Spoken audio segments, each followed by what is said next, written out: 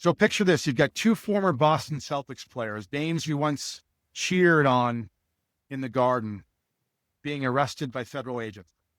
Chauncey Billups, NBA champion, Hall of Famer, turned head coach of the Portland Trailblazers, and Terry Rozier, another former Celtic, arrested in a sweeping FBI investigation, pulling back the curtain on sports betting in a scandal that's kind of like has the makings for the next Netflix documentary. And the charges are apparently using inside information to place bets about players' injuries, minutes played, strategy, and what the feds allege to be a multi-million-dollar gambling ring. If that wasn't enough, I think Billups was connected to an illegal high-stakes poker game network involving members of organized crime. You almost can't believe it. But then again, maybe you can, because we've all watched the slow normalization of gambling. You can't get through a commercial break without being told bet on the next rebound, for example, by DraftKings or FanDuel, another related organization. And you got Kevin Hart and Kevin Garnett, former Celtic, top spokesman for these organizations. Every timeout feels like it's a new invitation to wager, kind of that tap on the shoulder, whispering, come on, you can beat the odds. But you can't. And that's the point. Gambling, as we know, has always been around. It's one of humanity's oldest vices, the illusion that chaos can be controlled in some way. But something about this era feels different. It's no longer this, behind the scenes, smoky back room. It's in HD. It's in our living rooms. And it's dressed up as fan engagement. Let's be honest. What we've done as a culture is take a vice and rebrand it as participation. And the danger of that shift isn't about necessarily people losing money. It's about what it does to the human psyche. It convinces people that they can have control over the randomness. That if they just pay attention or feel the rhythm of the game, that they can tilt the odds in their favor. And that's the arrogance, I think, that got Billups and Rozier arrested. And it's the same arrogance that ruins investors every single day. It's this illusion of control. And what's fascinating to me, honestly, and tragic about this scandal is not that these men made bad choices necessarily. It's that they believed that they had certainty in what they were doing. They thought they could outsmart the randomness of the game, of the system. They thought their inside knowledge gave them control over the uncontrollable. And that's the arrogance of the gambler. It's also the arrogance of the investor who thinks he or she can pick the next sector winner, time the next rally, find the perfect hedge that's going to protect himself or herself from volatility. It's the same disease, because the moment you start believing that you can predict what's inherently unpredictable, you've already lost. And if you don't believe me, go take a look at the periodic table of asset classes. This is something of one of the greatest financial literature pieces ever printed, in my opinion. The table that tells the truth that every advisor, at least in my generation, grew up with. It's this mosaic of color-coded boxes showing how all the different asset classes fared and performed year over year. Large cap, small cap, emerging markets, real estate, commodities, bonds, all of them. Every year it's different. One year, small caps are the hero. They're at the top of the list. The next year, they're the villain. Emerging markets soar and then they crash. REITs have their moment in the sun and then they're the anchor dragging down the whole system. Chaos. And that chaos is the point. What the table is telling us, if you're willing to look closely, is that we don't know. We will never know. That's the pattern. There is no pattern. No secret, no consistency. And Warren Buffett once called diversification a confession of ignorance. You diversify when you don't know what you're doing. But I've always seen it the other way. It's never sat right with me. Diversification to me is not a confession of ignorance.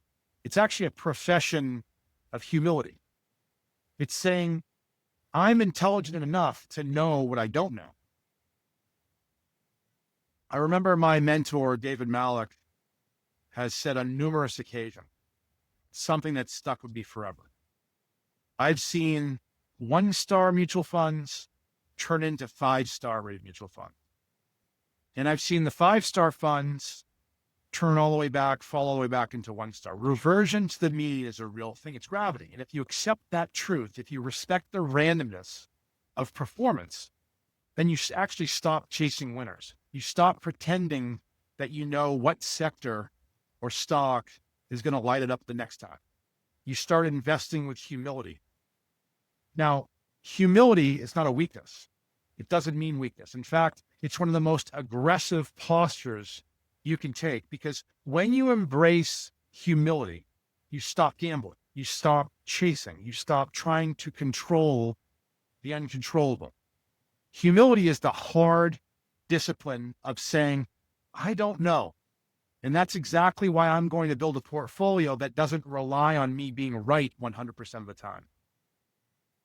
That seduction, though, of over-diversification. Now, let me be clear. Humility doesn't mean owning 600 different tickers of securities just to say you're diversified.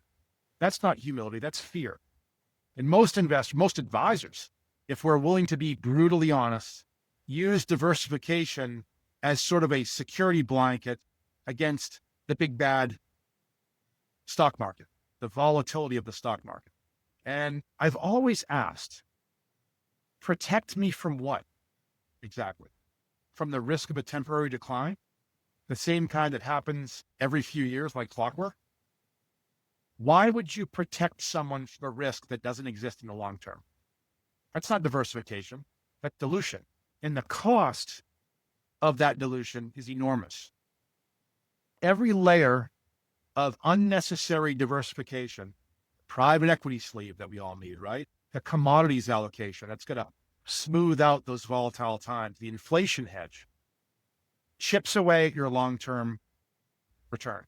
You mute volatility, sure, but you also restrict growth. And if you restrict growth, you threaten your required rate of return, the one that actually matters, the number that actually matters. So if you end up with a portfolio, or you end up with a portfolio that feels safer, maybe even looks safer, but all but mathematically guarantees mediocrity. And mediocrity is the investor's version of indictment. The proper definition of diversification, our definition of diversification, is this: diversify away as much of the diversifiable risk as possible, but no more. And you can do that arguably with 10 holding, maybe 30, but you don't need 300.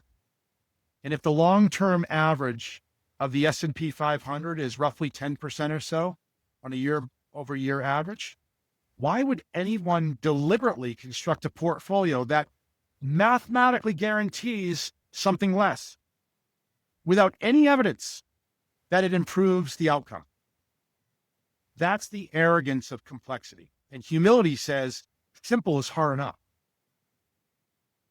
So we know every few years the sectors reshuffle.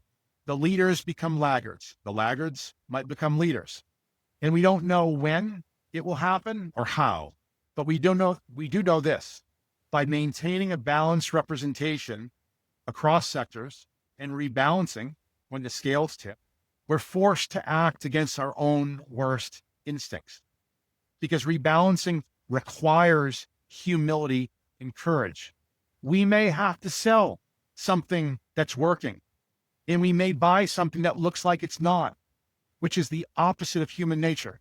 And that's where the magic is, because that act, selling in a disciplined manner and buying the same way, doesn't just rebalance a portfolio, it rebalances behavior. Now back to the NBA, if you strip away the headlines, what you're really seeing is that a scandal that is a total collapse of humility. These were men that had made it to the top of their world. Wealth, fame, respect, and for whatever reason, it still wasn't enough. They thought they could beat the system. They thought that the rules didn't apply to them, and that's arrogant.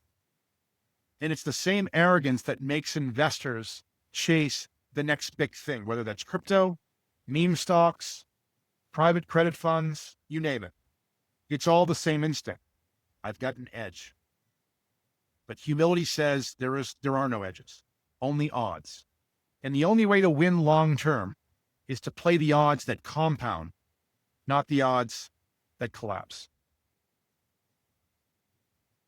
It's been said that the riskiest moment in any pursuit, whether it's basketball, sports, business, investing, is when you feel like you're right. You have it all figured out. That's the point in which you stop listening. That's when you double down. And that's when the markets or life humble you. Diversification, properly practiced, it's how we build systems that prevent us from being the next cautionary tale. It's not passive at all. It's not timid. It's the conscious choice to respect the randomness while still showing up with conviction. That's how you survive market. That's how you win championships that actually last. Good markets teach bad lessons.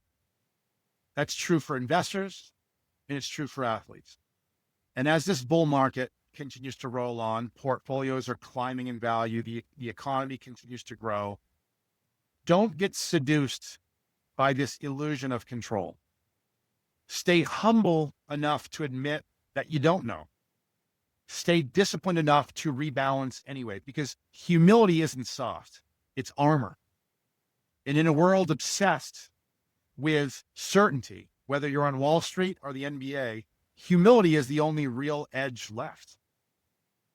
So if not us as advisors to preach it to investors, then who?